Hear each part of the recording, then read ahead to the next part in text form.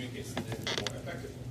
So in business, with your coworkers, with your significant other, like all that stuff, everybody communicates a certain way. So it's super helpful if you practice it. So a little bit about me. These are my socials. If anybody follows me on social media, you see I'm very active on Instagram as well as Facebook. You can look me up. And these are my kind of my whys of what keeps me moving every day. My dog Bachelor, he's always at the office with me. That's your wife? No, that's not my wife, actually. I don't have a wife. Okay. These are my two sons. Silas is back here. He works with me now. I've been working now for about 2 years. And my other son is at Arkansas University, the junior year. This is my business partner. I own an insurance company as well. Nina Qureshi. So she's on a company called Legacy Insurance. Legacy Insurance. So yes, not my wife. We get asked that all the time. And then my team, of course, which I'm big on bonding with your team and so forth, and culture and all that kind of stuff. Yep. Just a little bit about Noble Mortgage. Our office is one floor below on the fifth floor. We do hard money. We also do DSCR loans and additional FHA, all that kind of stuff. So a lot of hard money lenders only do hard money. We're a little bit different in that we do just about any type of real estate lending. And we have a 5-point guarantee just to keep our customer service in line, and it's really been helpful to do that because we have right now over 400 Google reviews, and they're all 5 stars. So I'm really proud of that. It's a reflection of my team and how much they take customer service seriously. It's really hard to keep everybody happy all the time, as you know. So not that we don't make mistakes, because we do, but we try to correct them as soon as they're made. Okay, so we're going to talk about DISC today. First of all, we're going to talk about understanding the styles, how people are similar and different. 2, we're going to become more self-aware, how others see our style. Number 3, learn how to identify the main DISC styles. And then number 4, the most difficult thing is how to modify your behavior appropriately to improve interactions. So a little bit of history. This has been studied for a long time, as early as 444 BC. Empedocles recognized there were 4 different styles. He thought it had to do with the environment. 400 BC, Hippocrates also recognized 4 styles. Thought it had to do with the fluid in their body. And then Carl Jung in 1921 recognized the 4 styles and related it to thought process and personality. By the way, if y'all register for this event, you need to take pictures. We will email you the presentation. Nice. I used to think people were taking my picture when I was doing the presentation. So I was always trying to smile whenever I put up the camera. And then I realized I just wanted the presentation. Anyway, and then finally, William Madsen was the one who gave the phrase DISC in 1926. So before we start, I want to make sure one thing. I'm going to go over each style: dominance, influence, steadiness, and compliance. DISC is an acronym. But you need to understand that when I go through each style, that most people are not just a D, or not just an I, or not just an S or a C. Some people are. But most people are a combination. For example, I'm an ISC, so I have all 3 of those traits.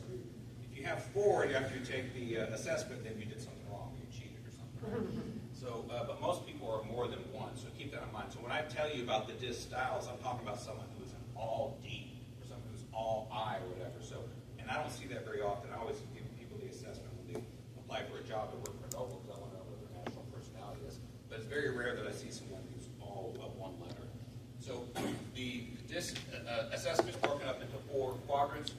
We have dominance, influence, steadiness, and compliance.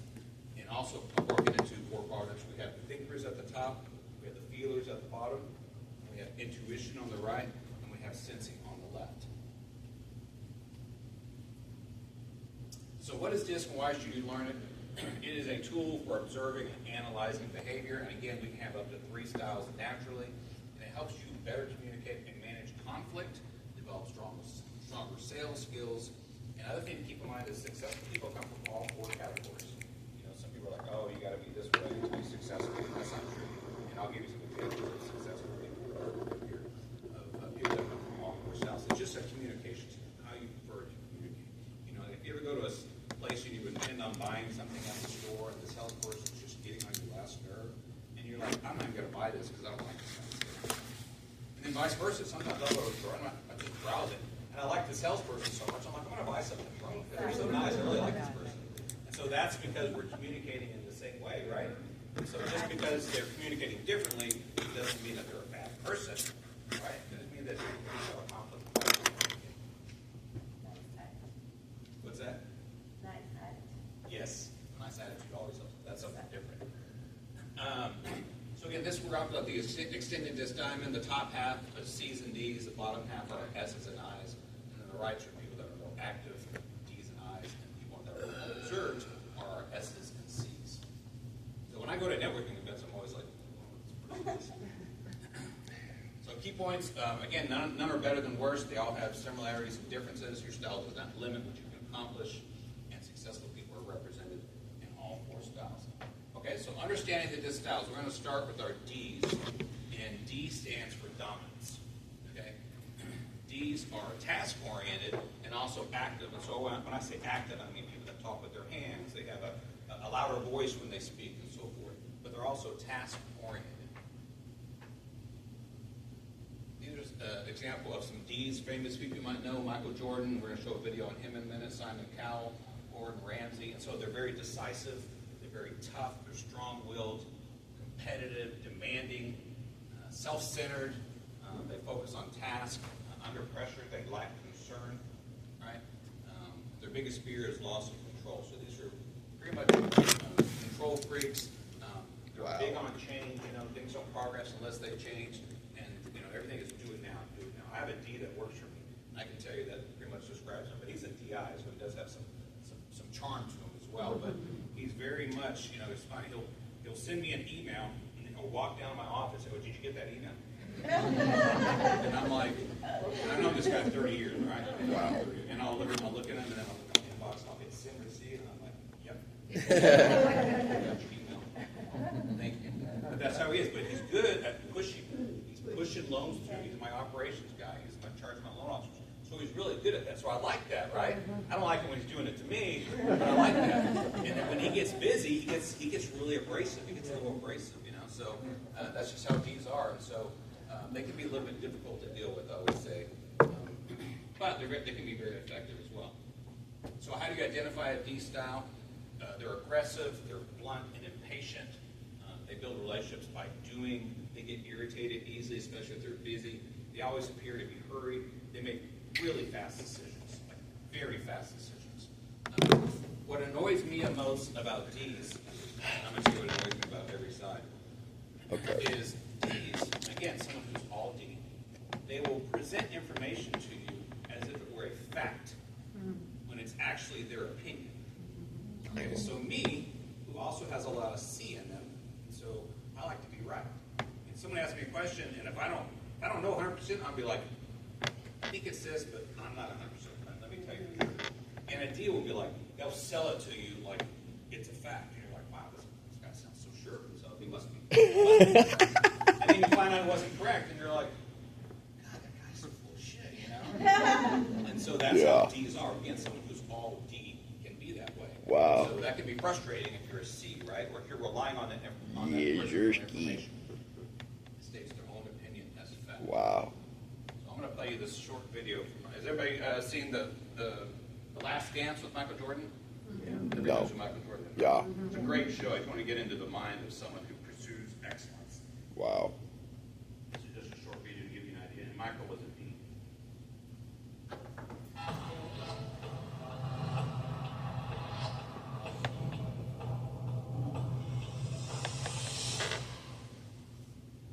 There was teammates who we were afraid of. And there was just fear. That's what I was doing to you. I didn't do it to you. Ignore this guy. He's overplaying. The fear factor of him. He was so thick. Dennis Rodman. Yeah, let's not get it wrong. He was an asshole. He was a jerk. He crossed the line numerous times. But as time goes on and you think back about what he was actually trying to accomplish, you're like, yeah, he was a hell of a teammate. You're playing with a guy that has the highest standards of any basketball player ever. You want to live up to that challenge. It's tough. Tough love. I mean, you got to go out there and do your job.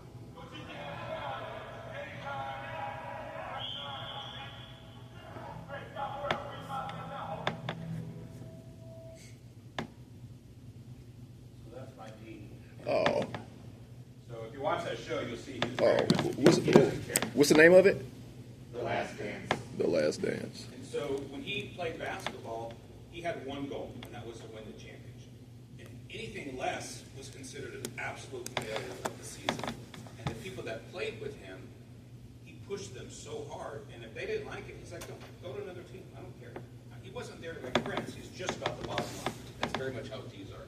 So when you're communicating with the D, you have to be direct and brief, stick to the point, focus on the task, use a results-oriented process, ensure he or she wins, and use a logical approach, provide no emotion in it. Another way to read people is do they like to be touched, right? Do they like how close you can feel? I have a lot of I, right? So when I'm talking to somebody, I'm patting them on the back and all that kind of stuff. While a D or a C will be, you can see, like, you know, when you get closer, they like back up. They don't want you to touch them. You know, some people are that way. So a D doesn't like to be touched and so forth. And so that's a good way to tell. And do not be emotional and do not dominate. Act quickly and act quick because he or she decides very fast. Okay, so we're talking about our D. Now we're talking about our I's. I stands for influence. These are also active people, so a little bit louder, a little more emotional. They're people oriented. So my I's are Will Smith, Ellen DeGeneres, and Kate Hudson. And I's are like the fun people, right? They're sociable, they're charismatic, they're talkative and energetic, spontaneous, very impulsive. And again, this is someone who's all I's. So don't think that you have some I in you, that you're just all these characters. Under pressure, they can seem disorganized. And their biggest fear is social rejection because they're the social people that don't like social rejection. And when it comes to change, everything is going to be fun. Everything's fun. It's like I have a lot of I with me, and I'm always like I have fun doing everything. Yay! I dated this girl one time, and then after we got off a date, I'd be like, "That was fun." She was like, "That was fun, huh? It was fun. It was fun. You had fun." And I was like, "Am I allowed to have fun?" How much bread did She you? took it as like, "Oh, you're just fun." I'm like, "I'm just saying, I had fun. I had a good time." How much money did you spend on that? Well, that's a private conversation. Ah! So they have fun doing everything, and that's really how I approach everything. I have fun doing everything. Identify the I style. They talk a lot. They're very animated. They get easily excited. They're open and friendly. They stay away from hard facts. They don't pay attention. They're more like they want to be around people and focus on people. They talk about people that they know. They make decisions very spontaneously. Also like our D's. They may ask this question several times, but unlike D's, they like touch. Like you can pat an eye on the back or on the arm or whatever like that. So they're very much like that. That's funny. My Caroline, before she left, my marketing person, she added animals to my presentation. I know she put a peacock for the eyes because the eyes, they love attention, so they're like a peacock. I thought that was funny. Yes. Okay, so this is my I. This is Kate Hudson. She's an actress. If you don't know who she is, you can just tell by the way things she says. Getting to know you, all about you. I'm Kate Hudson, and today we're shooting the edit. The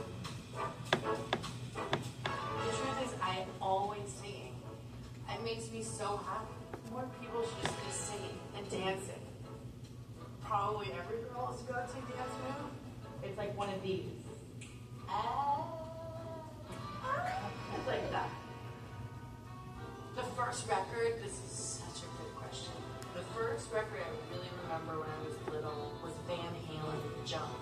And I had a 45, and I would play it over and over and over again. I don't know, it made me feel wild, you know, when I was little. But it would be like, you know, go ahead, jump. I would just like, jump. My ultimate crush, The Lost Boys was my favorite movie. I was like in love with